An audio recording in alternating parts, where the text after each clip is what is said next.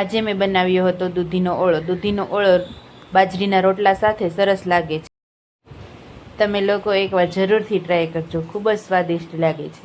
તો ચાલો આપણે ઓળો બનાવવાનું શરૂ કરીએ.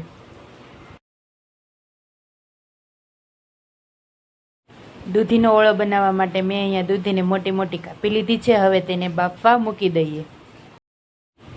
દૂધી બાફવા મૂકી દીધી છે. હવે 2-3 સીટી થાય ત્યાં સુધીમાં દૂધી બફાઈ જશે. 2-3 સીટી થઈ ગઈ છે તો આપણે ચેક કરી લઈએ દૂધી બફાણી કે નહીં.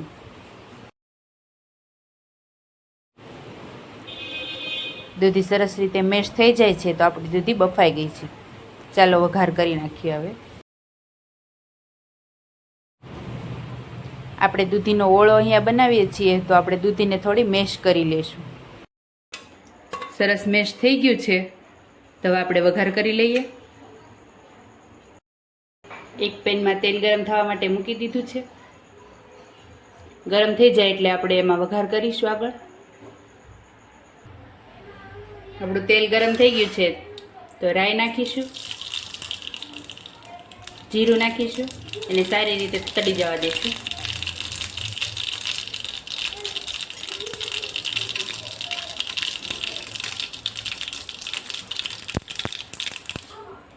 હવે ખાંડેલું લસણ નાખી દઈશું.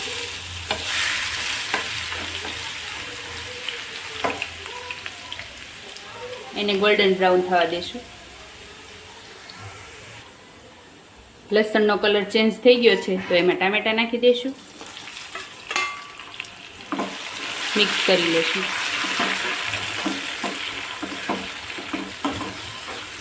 ટામેટાને થોડી વાર પાકવા દઈશું સરખી રીતે, એટલે ગ્રેવી જેવું થઈ જાય.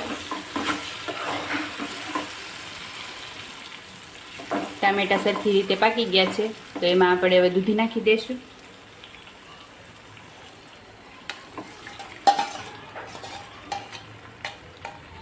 સારી રીતે મિક્સ કરી લઈશું.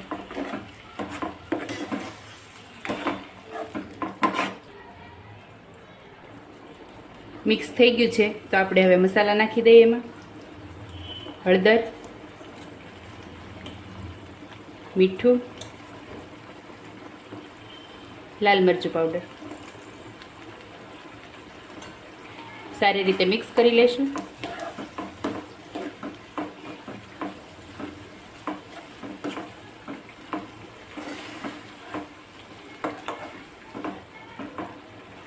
થોડી વાર ચડવા દઈશું. હવે થોડો ગરમ મસાલો નાખી દઈશું. મિક્સ કરી લઈશું.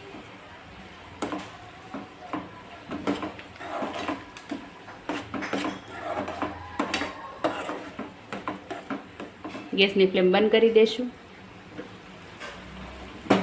તૈયાર છે આપણો દૂધીનો ઓળો.